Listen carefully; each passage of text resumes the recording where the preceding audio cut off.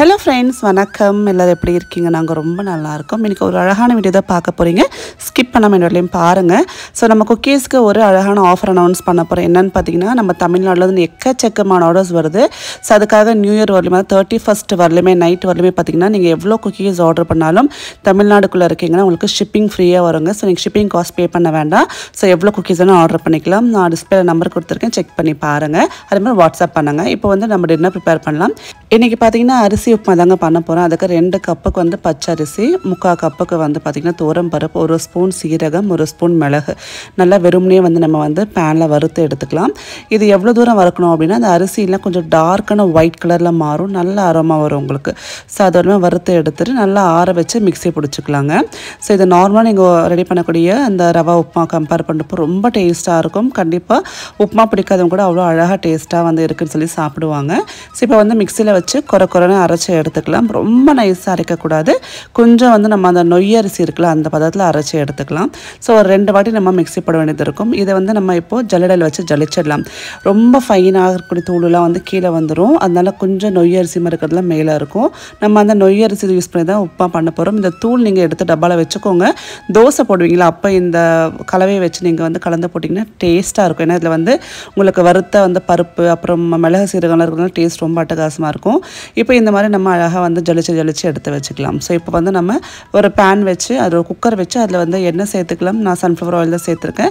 எண்ணெய் நல்லா சூடானதுக்கப்புறம் பார்த்திங்கன்னா கடுகு, அதே மாதிரி பார்த்திங்கன்னா கடலைப்பருப்பு, உளுத்தம் பருப்பு இதெல்லாம் நல்லா வந்து வறுத்துக்கலாம். உங்களுக்கு பிடிச்சா நீங்கள் வேர்க்கடலை கூட சேர்த்துக்கலாம். நான் வேர்க்கடலை சேர்க்கல, கொஞ்சம் கடலைப்பருப்பு கூட சேர்க்க ரொம்ப டேஸ்ட்டாக இருக்கும் அப்படின்றதுனால இதில் வந்து நல்லா நம்ம பொன்னிறமாக வறுத்து எடுத்துக்கலாம். அதில் வந்து கருவேப்பிலை, இஞ்சி, அதே மாதிரி பார்த்திங்கன்னா காஞ்ச மிளகாய் வந்து சேர்த்துக்கலாம். ஸோ உங்களுக்கு நல்லா வந்து இது வறுக்க நல்ல அரோமா வரும். அந்த டைமில் வந்து நம்ம கட் பண்ணி வச்சுக்கூடிய 2 வெங்காயம் நல்லா டிரான்ஸ்பரண்ட் அந்த கலர் வர வரையும் நம்ம வந்து நல்லா வறுத்து எடுத்துக்கலாம். கொஞ்சம் உப்பு சேர்த்திங்கன்னா சீக்கிரமாக வறுபட்டுரும் இல்லையா? ஸோ நீங்கள் எப்போவாவது வந்து அரிசி உப்புமா ட்ரை பண்ணியிருக்கீங்களா? பண்ணலை அப்படின்னா மறக்காமல் நாளைக்கு ட்ரை பண்ணி பாருங்கள். ரொம்ப அட்டகாசமாக இருக்கும்.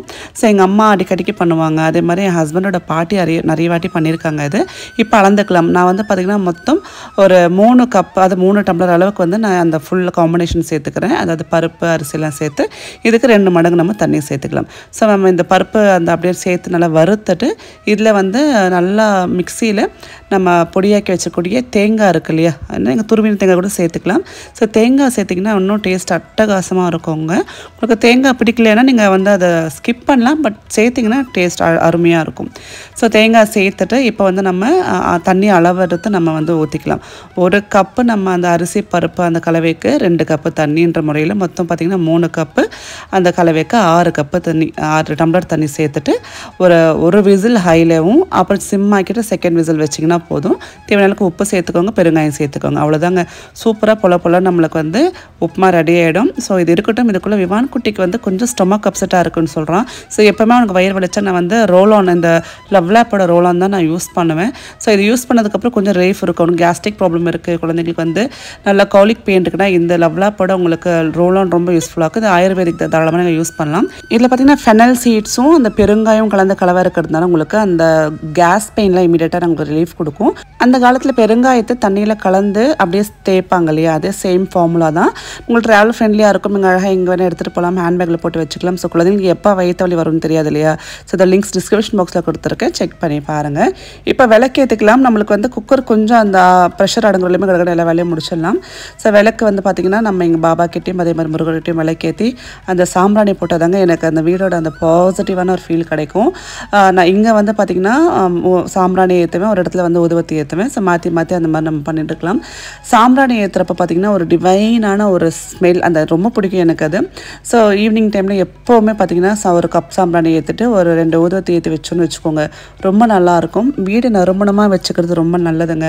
அதே மாதிரி கொஞ்சம் கற்கண்டு வந்து சுவாமி பிரசாதம் வைப்பேன். உடனே விவான் வந்து அந்த பிரசாதத்தை வாங்கி சாப்பிட்ருவான். ஸோ குழந்தைங்க தான் வீட்டுக்கு தெய்வம்னு சொல்லுவாங்க. அதனால் பார்த்திங்கன்னா நம்ம சுவாமி பிரசாதம் வச்சுக்கையோட நான் ஃபஸ்ட்டு விவான் குட்டி கொடுத்துருவேன். ரொம்ப பிடிக்கும் அவனுக்கு. ஸோ வீட்டுக்கு நடமாடக்கூடிய முருகன் கிருஷ்ணர்லாம் நம்ம நம்ம பசங்க தானே. ஸோ அதனால் பார்த்திங்கன்னா ஃபஸ்ட்டு அவங்க கேட்டாங்கன்னா கொடுத்துட்டு அடுத்த வேலையை பார்க்குறது தப்பு கிடையாது. அதேமாதிரி முருகருக்கு ஓம் விளக்கும் இங்கே நான் ஏற்றிக்கிறேங்க. ரொம்ப மனசுக்கு திருப்தியாக நிம்மதியாக இருக்கும். சுவாமி அந்த விலைக்கு ஏற்றிட்டு உட்காந்தால இல்லையா. ஸோ நான் என்ன வீட்டில் எவ்வளோ வந்து நம்மளுக்கு ஸ்ட்ரெஸ் இருந்தாலும் கொஞ்சம் ஈவினிங்கில் இந்த மாதிரி கொஞ்சம் நம்ம சாம்பிராணி காட்டுறப்போ அப்படி ரிலாக்ஸாக இருக்கும். ஸோ இந்த மாதிரி பார்த்திங்கன்னா ஸ்விங் மோடில் எப்போவுமே காட்டுவேன். எல்லா சுவாமிக்கு காமிச்சிட்டு முருகர்கிட்டே வச்சுருவேங்க. ரொம்ப நல்லாயிருக்கும் அந்த ஃபீல் ஆக்சுவலாக.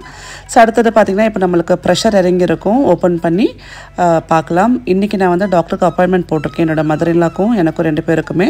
ஜென்ரலாக செக்கப் வந்து 3 months ஒன்ஸ் பண்ணுவோம்ல. ஸோ அந்த மாதிரி நான் எப்போவுமே அந்த ரொம்ப கான்ஷியஸாக இருப்பேன். ஹெல்த் ரொம்ப முக்கியங்க. ஸோ அதனால பொலன்னு வந்திருக்கு. ஸோ சாப்பிட்டுட்டு இப்போ நம்ம ஹாஸ்பிட்டல் கிளம்பிடலாம். சுகர் லெவல்ஸ் செக் பண்ணுறது, அதே மாதிரி பார்த்திங்கன்னா நம்ம தைராய்டு செக் பண்ணது எல்லாமே ரொம்ப ரொம்ப முக்கியம். மீன்வேல் விவான் குட்டி வந்து வண்டி ஓட்டுறாரா. அவரோட ஹெல்மெட் பாருங்கள் சூப்பராக இருக்குல்ல. யாருக்கிட்ட இந்த மாதிரி ஹெல்மெட் இருக்கா? விவானுக்கிட்ட மட்டும்தான் இருக்குது பக்கெட் ஹெல்மெட். ஸோ ரொம்ப என்ன சொல்கிறது ஸ்ட்ரென்த் வச்சு அதை இழுத்து வந்து அவர் உட்காந்து அதில் விளையாடிட்டு இருப்பார்.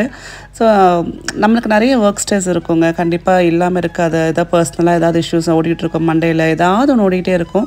பட் இந்த குழந்தைங்க சேட்டை பார்க்குறப்போ ரொம்ப ரிலாக்ஸாக கொஞ்சம் அந்த ஸ்ட்ரெஸ் எல்லாம் இல்லாமல் இவங்ககிட்ட அப்படி என்ன தான் கடவுள் மேஜிக் கொடுத்து வச்சுருக்கான்னு தெரியல. அவ்வளோ நம்மளுக்கு வந்து மேஜிக் மாதிரி அந்த ஸ்ட்ரெஸ் எல்லாம் போக்கி ஒரு நிம்மதியான ஒரு ஃபீல் கொடுக்குறாங்க அந்த குழந்தைங்க இல்லையா. அதுக்கு தான் குழந்தைங்களும் தெய்வம் ஒன்றும் சொல்லுவாங்க. ஸோ அந்த மாதிரி உங்களுக்கு உங்கள் பசங்க பண்ணக்கூடிய ஆக்டிவிட்டீஸ் எது ரொம்ப க்யூட்டாக நீங்கள் ரசிப்பீங்க. நம்ம இவான் இந்த பைக் ஓட்டுறதுல ரொம்ப க்யூட்டாக இருக்குங்க. அந்த பக்கெட்லாம் தலைமையில் ஹெல்மெட் மாதிரி போட்டுக்கிட்டு அவங்க அப்பா வந்து ஓட்டுற மாதிரியே கொஞ்சம் ரெப்ளிகா பண்ணுவான். ஸோ இப்போ வாங்க ஹாஸ்பிட்டலுக்கு கிளம்பிடலாம். மெயினாக நான் சொன்னேன் எனக்கு வந்து ரீசெண்டாக கால் வந்து கொஞ்சம் இஷ்யூ ஆனப்போ எனக்கு ஒரு இன்ஜெக்ஷன் போட்டாங்க. அதில் என்னோடய சுகர் லெவல்ஸ் வந்து ஷூட்டப்பாக இருந்தது. ஸோ நான் ரொம்ப டயட் கான்ஷியஸாக கொஞ்சம் வந்து மெடிசன்ஸ்லாம் எடுத்துகிட்டு இருக்கேன். இப்போ வந்து நார்மலாக இருக்குது. பட் இருந்தாலும் ரொம்ப கண்ணு வைக்கணும். சுகர் தாங்க எல்லாத்துக்குமே ஆணி வேறு. ஸோ சுகர் நீங்கள் விட்டுட்டிங்கன்னா அது எல்லா விதமான ப்ராப்ளமும் க்ரியேட் பண்ணிவிடும். அதனால் பார்த்துட்டு வந்தாச்சு. வீட்டுக்கு வந்தோடனே அவர் பெரிய சர்ப்ரைஸ் வச்சுருந்தார் ஹஸ்பண்ட். அது என்னென்ன தெரியல. ஒரு பியூட்டிஃபுல்லான கிஃப்ட்டை வாங்கிட்டு வந்து கொடுத்துருக்காரு. நீங்களே பாருங்கள் அது என்ன கிஃப்ட்டுன்னு. தெரியாது அதுக்கு நல்லவனே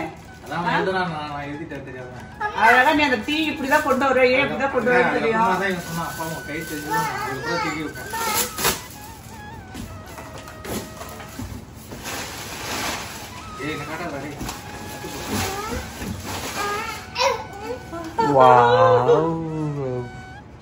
தேங்க்யூ. என்ன திடீர்னு வாங்க சொன்னது யார் தெரியுமா? நீயா? லீவ் போனியா? தேங்க்ஸ்டா. நாளைக்கு ஒரு லீவ் மட்டும் கொடுத்துரு எனக்கு வரும்.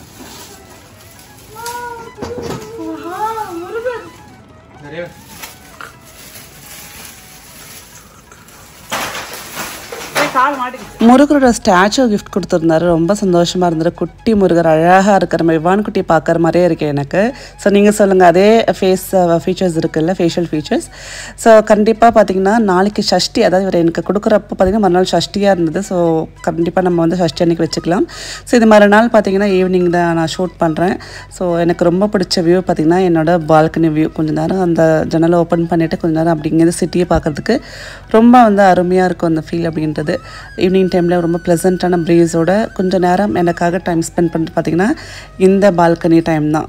அது மாதிரி பார்த்திங்கன்னா மணி பிளான்ஸ் வச்சுருக்கோம் இல்லையா, அதுக்கு தனியாக வந்து விட்டுடலாம். நிறைய பேர்கிட்ட நான் கேட்டிருந்தேன் இன்டோர் பிளான்ஸ் சொல்லுங்கன்றப்போ நிறைய பேர் நிறைய சஜஸ்ட் பண்ணிங்க. பட் நான் ஒரு இன்ஸ்டாகிராம் ரீல் பார்த்தப்போ பெட்ரூமில் வந்து ஸ்னேக் பிளான்ட், அதே மாதிரி பார்த்திங்கன்னா உங்களுக்கு வந்து மணி பிளான்ட் அந்த மாதிரி நீங்கள் இதெல்லாம் வைக்கலாம் அப்படின்னு சஜஸ்ட் பண்ணியிருந்தாங்க. சரி பார்க்கலாம். அப்புறம் பார்த்திங்கன்னா மாவு அரைச்சிருந்தேன். அதெல்லாம் நல்லா பொங்கி வந்துருச்சு பாருங்கள். ஸோ இன்றைக்கி பார்த்திங்கன்னா இட்லி வடைக்கறி தான். ஸோ என் ஹஸ்பண்டுக்கு ரொம்ப பிடிச்சது. ஸோ அதனால தான் வந்து இட்லிக்கு ஆட்டி வச்சாச்சு. அதே மாதிரி பார்த்திங்கன்னா வடைக்கறிக்கும் பருப்பு ஊற போட்டாச்சு. ஸோ மாவு ஃப்ரிட்ஜில் வச்சுக்கலாம். ஒரு 2 hours கழிச்சு எடுத்து நம்ம வந்து இட்லி ஊற்றிக்கலாம். அதே மாதிரி வடைக்கறிக்கு நம்ம வந்து கடல் பருப்பு ஊற வச்சாச்சு. அதுவும் நல்லா ஊறிடுச்சு. வடைக்கறி ரெசிபி ஆல்ரெடி போட்டிருந்தாலும் திருப்பி நான் காட்டல. ஸோ அதே மாதிரி பார்த்திங்கன்னா நம்ம கிரைண்டர்லாம் வந்து ஆட்டணும்ல, அதை கையோட வாஷ் பண்ணி வச்சுட்டோன்னா பெரிய வேலை நமக்கு மிச்சமாகும். பாத்திரம் தேக்கிறதுக்கு என்ன தான் ஹெல்ப்புக்கு அக்கா இருந்தாலும் நான் கிரைண்டர் மட்டும் கையோட வாஷ் பண்ணி வச்சுருவேங்க. அதே மாதிரி நான் கிச்சனில் வந்து அந்த பிளாஸ்டிக் கண்டெய்னர்ஸ் எல்லாத்தையும் ரிமூவ் பண்ணிவிட்டு நான் இப்போ கொஞ்சம் செட் பண்ணேன் இல்லையா. ஸோ அதனால் பார்த்திங்கன்னா நான் மோஸ்ட்லி குக்கீஸ் பாக்ஸில் தான் போட்டு வச்சுருந்தேன். சிலதெல்லாம் அதை எல்லாத்தையும் எடுத்துகிட்டு நான் உள்ளே வச்சுருந்தேன். நம்மளுக்கு ஏதாவது வந்து ஃப்ரிட்ஜில் ஸ்டோர் பண்ணுறதுக்கு யூஸ் பண்ணிக்கலாம் அப்படின்ட்டு. ஸோ அடுத்தது பார்த்திங்கன்னா குக்கீஸ் வந்து ரேவந்துக்கு சாக்கோ சிப் குக்கீஸ் ரொம்ப பிடிக்கும். ஸோ நிறைய பண்ணி எடுத்துகிட்டு வந்து நான் இங்கே வச்சுப்பேன். அவன் வந்து அடிக்கடிக்கு சாப்பிடுவான். விவான் குட்டிக்கு ஸ்கூலுக்கு கொடுத்து விடுவோம். அதனால் பல்காக நான் வந்து வீட்டுக்கு எடுத்துகிட்டு வந்துடுவேன் செஞ்சு. அதனால் அதை வந்து ஒரு கிளாஸ் கண்டெய்னரில் போட்டு ஒரு பாக்ஸ் வந்துட்டு வெளியில் வச்சுக்கலாம், ஒன்று மட்டும் கிளாஸில் போட்டு வச்சுக்கலாம். அந்த கிறிஸ்மஸ் அப்படியே மெயின்டைன் ஆகுன்றதுனால ஸோ மொத்தம் இந்த 3 பாக்ஸஸ் நான் கொண்டு வந்தேன் என்னோடய பேக்கிங் யூனிட்லேருந்து. இப்போ இதை வந்து இந்த கிளாஸ் கண்டெய்னருக்கு மாற்றிக்கலாம். ரொம்ப டேஸ்ட் அட்டகாசமாக இருக்கும் சாக்கோ சிப்ஸ். ரேவந்த் அள்ளி சாப்பிடுவான். விவான் குட்டிக்கு ஸ்கூலுக்கு மோஸ்ட்லி வச்சு கொடுத்துருவேன். அழகாக ஒன்று சாப்பிட்டாலே பிள்ளைங்களுக்கு வந்து ஈவினிங்கில் ஸ்நாக் வந்து ஃபில்லிங்காக இருக்கும். இதில் பார்த்திங்கன்னா கோதுமை மாவு, பட்டர் அண்ட் பார்த்திங்கன்னா உங்களுக்கு சாக்கோ சிப்ஸ் தான் போட்டிருப்போம். ஸோ ப்ரிசர்வேட்டிவ்ஸ் கிடையாது, ஆர்டிஃபிஷியல் ஃப்ளேவர்ஸ் கிடையாதுனால தாராளமாக குழந்தைங்களுக்கு நாங்கள் கொடுக்கலாம். ஸோ சந்தோஷமாக கொடுக்கலாம். நம்ம வந்து நல்ல ஒரு குக்கி கொடுக்குறோன்ற ஒரு ஃபீல் எனக்கு எப்போவுமே உண்டு. அதே மாதிரி நம்ம எங்களோட கஸ்டமர்ஸ்க்கும் வந்து அதை கண்டிப்பாக சொல்லுவாங்க, அக்கா எனக்கு ரொம்ப குழந்தை நல்லா விரும்பி சாப்பிட்றாக்கான்னு சொல்லி நிறைய ஃபீட்பேக், கிட்டத்தட்ட நிறைய மெசேஜஸே வந்திருக்கு. ஸோ அந்தளவுக்கு கிட்ஸுக்கு ரொம்ப பிடிக்கும் இந்த குக்கி. ஸோ இதை வந்து ஸ்டோர் பண்ணிவிட்டு அடுத்தது வந்து மட்டும் கொஞ்சம் வெளியில் வச்சுக்கலாம் அப்படின்ட்டு. ஸோ ஏன்னா கண்ணாடி பசங்க ஹேண்டில் பண்ண முடியாது. ரேவந்தே பார்த்திங்கன்னா டக்குன்னு எடுப்பான்றதுனால அதை மட்டும் உள்ளே வச்சுட்டு ஸோ ஒரு பாக்ஸ் அப்படி வெளியில் வச்சுக்கலான்னு பார்த்துட்ருக்கேன். என்ன தான் கிச்சன் ஆர்கனைஸ் பண்ணாலும் திருப்பி பண்ணுற மாதிரி தாங்க இருக்கும். அது கிச்சனுக்கே இருக்கக்கூடிய ஒரு ஸ்பெஷலான ஒரு விஷயமா என்னன்னு தெரியல. ஸோ அப்புறம் வந்து ப்ரெட்டு இருக்குது. ஸோ அதையும் வந்து நம்ம ப்ரெட் பாக்ஸில் வச்சுக்கலாம். ஈவினிங் டைமில் வந்து 2 ப்ரெட்டு வந்து பட்டர் போட்டு டோஸ்ட் பண்ணி கொடுத்துருவேன். ரேவந்துக்கு சாப்பிடுவோம். சம்டைம்ஸ் பசிக்குதுன்னா எனக்கும் ரொம்ப பிடிக்கும் டோஸ்ட் பண்ணி சாப்பிட்டா. விவான் குட்டிக்கு ஸ்டொமக் அப்செட்ஸ் இருந்தாலும் அந்த ஓஆர்எஸ் அந்த ஜூஸும் வாங்கி வச்சுருக்கேன். இப்போ வந்து வெஜிடபிள்ஸ் வாங்கிட்டு வந்தாங்க. அதை வந்து நம்ம இப்போ ரீஸ்டாக் பண்ணிக்கலாம். உருளைக்கிழங்கு, வெங்காயம், பூண்டு, அப்புறம் பார்த்திங்கன்னா கருணக்கிழங்கு சொல்லி நிறைய வாங்கிட்டு வந்திருக்கேன். ஸோ இந்த பாக்ஸஸ் நிறைய பேர் கேட்டிங்களே, இதுக்கு லிங்க்ஸ் நான் கொடுத்துருக்கேன். நீங்கள் நம்மளோட வீடியோவில் பார்க்கலன்னா ஒரு வாட்டி போய் பாருங்கள். நான் கிச்சன் ஆர்கனைசேஷன் வீடியோவில் எல்லா லிங்க்ஸும் கொடுத்துருக்கேன். அதுக்கு முன்னாடி வீடியோலாம் இருக்கும். வேணா ஒரு வாட்டி திருப்பி இங்கேயும் கொடுக்குறேன். ஸோ இதில் பார்த்திங்கன்னா ஒரு 2 கிலோக்கு தாராளமாக வந்து வெங்காயம் பிடிக்குதுங்க. இப்போ நைட்டுக்கு வடக்கறிக்கு வந்து ஒரு 2 வெங்காயம் மட்டும் எடுத்து வச்சுட்டு மிச்சம் எல்லாத்தையும் வந்து பாக்ஸில் போட்டு வச்சிடலாம். அதே மாதிரி பார்த்திங்கன்னா உருளைக்கிழங்கு உங்களுக்கு அழகாக 2 கிலோக்கு பிடிக்கும். ஸோ எனக்கு பார்த்திங்கன்னா கல்யாணம் ஆகி இப்போ இந்த ஜான்வரி வந்தால் 18 இயர்ஸ் ஆக போகுதுங்க. இந்த 18 இயர்ஸ் நிறைய விஷயம் நம்ம பார்த்துருப்போம்ல, நிறைய வந்து பட்டு நம்ம மோல்டாக இருப்போம். ஸோ அந்த மாதிரி நீங்கள் உங்களோட இந்த மேரேஜ் வாழ்க்கையில் சில விஷயங்கள் நான் மாற்றிக்கிட்டேன், என் ஹஸ்பண்டுக்காக மாற்றிக்கல, என்னோடய ஃபேமிலிக்காக நான் மாற்றிக்கிட்டேன் அப்படின்னு கூட என்ன விஷயமா இருக்கும் அது. நான் பார்த்திங்கன்னா ரொம்ப ஷார்ட் டெம்பருங்க. எனக்கு ரொம்ப கோவம் வரும், ரோஷன் ஜாஸ்தின்னு சொல்லுவோம். ஒரு வார்த்தை சொல்லிட்டாங்கன்னா திருப்பி பேசவே மாட்டேன் அவங்களோட. அப்படிப்பட்ட என்னோட அந்த கோவத்தை ரொம்ப கம்மி பண்ணிக்கிட்டேன். ஏன்னா கோவம் அப்படின்றது பார்த்திங்கன்னா அது வந்து கண்டிப்பாக நம்மளுக்கு நல்லது கிடையாது. பட் நியாயமான கோவம் நியாயமான இடத்துல டைமுக்கு தேவைப்படும். அதனால் பார்த்திங்கன்னா நியாயமாக மட்டும் கோவப்பட்டு சும்மா நம்மளுக்கு வரக்கூடிய சின்ன அந்த ஷார்ட் டெம்பரை அந்த குணத்தை நான் கம்மி பண்ணிக்கிட்டேன். கண்டிப்பாக இயர்லி ஒன்ஸ் நம்ம ஏதாவது ஒரு சபதம் எடுப்போம், இல்லாத ஏதாவது ஒரு வந்து ஆத் வைப்போம். ஸோ இதுதான் வந்து நம்ம பண்ண போகிறோம் அப்படின்ட்டு. அந்த மாதிரி நான் லாஸ்ட் இயர் எடுத்துகிட்டு பார்த்திங்கன்னா நம்மளோட அந்த முன்கோவத்தை கம்மி பண்ணிக்கணும். ஸோ ஏன்னா நம்மளுக்கும் வந்து வயசாகிட்டே போகுது, ஒரு மெச்சூரிட்டி லெவல் வரணும் அப்படின்னு சொல்லி நம்மளை மாற்றிக்கிட்டே தாங்க உண்டு. அதே மாதிரி ரெஸ்பான்சிபிலிட்டி அப்படின்னு ஒன்று வந்ததுக்கப்புறம் நம்ம மெச்சூரிட்டி லெவல் ஜாஸ்தி ஆகிடும். மெயினாக பார்த்திங்கன்னா அந்த மேரேஜ் லைஃபே பார்த்திங்கன்னா இப்போ பயங்கர சேலஞ்சிங்காக இருக்குது நிறைய பேருக்கு இல்லையா. எல்லாருக்குமே வந்து கேக் வாக் மாதிரி கிடையாதுங்க. நிறைய இஷ்யூஸ் இருக்கும். குழந்தைங்களுக்காக நிறைய பேர் நிறைய விஷயம் சகிச்சுக்கிட்டு வாழ்வாங்க. இல்லை நம்ம வந்து கீழே விழுந்துட்டோம் அப்படின்னா சுற்றி எல்லாம் கை கட்டி சிரிப்பாங்க. நம்ம வாழ்ந்துதான் அந்த சாதிச்சு தான் காட்டணும், வாழ்ந்ததாக காட்டணும்னு ஒரு வைராக்கியமாக நிறைய பேர் இருப்பாங்க. அந்த மாதிரி பல பேருக்கு பல சேலஞ்சஸ் இருக்கும் இல்லையா. பட் நான் ஒரு விஷயம் தான் சொல்லுவேங்க, என்ன தான் நம்மளுக்கு சேலஞ்சஸ் இருந்தாலும் நம்மளோட அந்த செல்ஃப் ரெஸ்பெக்ட், நமக்கான நிம்மதின்னு ஒன்று முக்கியம் இல்லை. மற்றவங்க என்ன சொல்லிடுவாங்க, மற்றவங்க பேசிடுவாங்க, மற்றவங்க கை கட்டி சிரிப்பாங்கன்னு நினச்சி நம்ம வாழக்கூடிய இந்த இப்போ நிகழ்காலத்து வாழ்க்கை வந்து நரகமாயிடுமோ அப்படின்னு நான் நினைப்பேன். அதனால் சில விஷயத்தில் சில இடத்துல ஆக்ஷன் எடுக்கணும் அப்படின்னா தாராளமாக எடுக்கலாங்க. ஏன்னா நம்ம வாழ்றது ஒரே வாழ்க்கை தான். மற்றவங்களுக்காக பார்த்து நிம்மதியை இழக்கக்கூடாதுன்னு நான் நினைக்கிறேன். நீங்கள் இதை பற்றி என்ன நினைக்கிறீங்க மறக்காமல் கமெண்ட் பண்ணுங்கள். ஸோ முருகருக்கு வந்து அழகாக எப்போ இந்த இடத்துல வச்சு இன்றைக்கி ஷஷ்டி ஒரு விளக்கேற்றி ஒரு சுவாமிக்கு வந்து பூ வச்சு பிரசாதம் வச்சு விளக்கேற்றிக்கலாம். ஸோ குட்டி முருகர் வீட்டுக்கு வந்தாச்சு. ஸோ நிறைய பார்த்திங்கன்னா பாசிட்டிவிட்டி க்ரியேட் ஆகும் வீட்டில். நிறைய விஷயம் உங்களோட நான் ஷேர் பண்ணியிருக்கேன். ஸோ பெண்கள் பொறுத்தவரையுமே நிறைய நம்ம வந்து அட்ஜஸ்ட் பண்ணுறோங்க.